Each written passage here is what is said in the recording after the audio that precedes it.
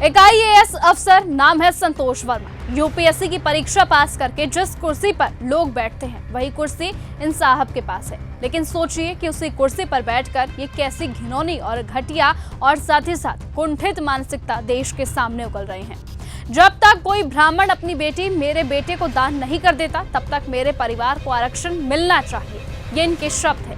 परिवार में एक व्यक्ति को आरक्षण मिलना चाहिए जब तक कि मेरे बेटे को कोई ब्राह्मण अपनी बेटी दान नहीं करते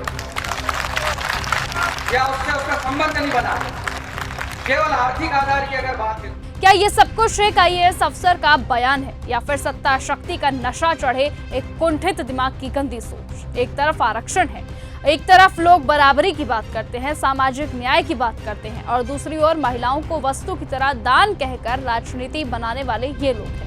और ये वही संतोष वर्मा है जिन पर साल 2017 में महिलाओं के अश्लील वीडियो वायरल करने जैसे शर्मनाक आरोप लगे। 2021 में फर्जी डॉक्यूमेंट से प्रमोशन पाने पर गिरफ्तारी हुई। मतलब भ्रष्टाचार, अनैतिकता और चरित्रहीनता का पूरा रिकॉर्ड साथ लिए घूम रहे व्यक्ति आज समाज को नैतिकता का पाठ पढ़ा रहे हैं। सवाल ये नहीं कि संतोष वर्मा ने क्या कहा, सवाल ये है कि क्यों अब भी ऐसे मानसिक रोगियों पर कार्रवाई नहीं की जाती, क्यों अभी तक कोई एफआईआर नहीं हुई है, कोई सस्पेंशन क्यों नहीं हुआ है। अगर आज कोई उल्टा दावा कर दे कि समानता चाहिए तो संतोष वर्मा अपने घर की बेटी सौंपे, तो क्या उसको बर्दाश्त किया जाएगा? नहीं, क्योंकि ये बयान खुद की मानसिकता कुंठा पर चोट करता है। तो फिर महिलाओं का अपमान ब्राह्मण, दलित, किसी भी समाज की बेटी को दान कहकर करना कैसे स्वीकार किया जाएगा? ये विचारधारा नहीं, ये एक बीमार दिमाग का खतरनाक विचार है। आरक्षण एक बहस, लेकिन बेटियों को सौंपने की भाषा घृणा, नफरत और सामाजिक जहर का सबसे गंदा रूप है। ऐसे लोग जब सत्ता, पद और अधिकार की कुर्सी पर बैठते हैं तब समाज टूटता है, जातियों में जहर फैलता है और देश में विभाजन की आग भड़काई जाती है। इसीलिए ये बहस की आरक्षण आर्थिक हो या फिर सामाजिक एक अलग विषय है, लेकिन संतोष वर्मा जैसे लोग इसे बेटियों के दान, रिश्तों और निजी कुंठाओं की गंदगी में बदल देते हैं। देखिए, मेरा कोई उद्देश्य सियासी बवाल मचाने का नहीं था।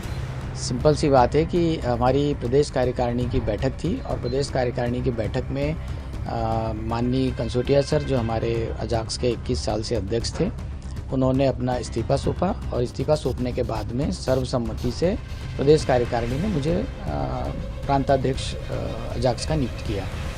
उसमें जो हमारा मेन मुद्दा ये था कि आर्थिक आधार पर आरक्षण होना चाहिए, सामाजिक आधार पर आरक्षण, ये एक मुद्दा अभी समाज में है।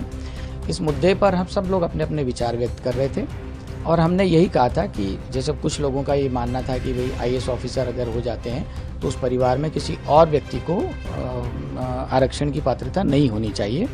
उस पर विचार व्यक्त करते हुए हमने कहा था कि यदि मान लो मेरा बेटा, चूँकि मैं आईएएस ऑफिसर हूँ और मेरा बेटे के साथ में मतलब अगर मैं आर्थिक रूप से संपन्न हो गया हूँ और सामाजिक पिछड़ापन मेरा अगर दूर हो गया है, तो इस नाते कायदे से देखा जाए तो हमारे समाज के साथ में, हमारे समुदाय के साथ में, हमारे बेटे बेटियों के साथ में रोटी बेटी का व्यवहार होना चाहिए।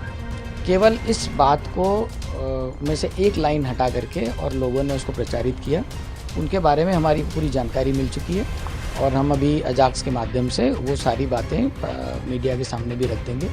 मेरा सिर्फ यही कहना है सभी समुदाय के लोगों से कि हमारा किसी भी समुदाय के प्रति कोई दुर्भावना नहीं है और न ही हम किसी समाज की बहन बेटियों को कोई आहत करना चाहते थे। उसके बावजूद भी यदि मीडिया के माध्यम से या समाचार पत्रों के माध्यम से लोगों के मन में जो भी बात फैलाई गई है और उससे अगर उनको कोई ठेस पहुंची हो तो उसके लिए मैं तहे दिल से खेद व्यक्त करता हूं।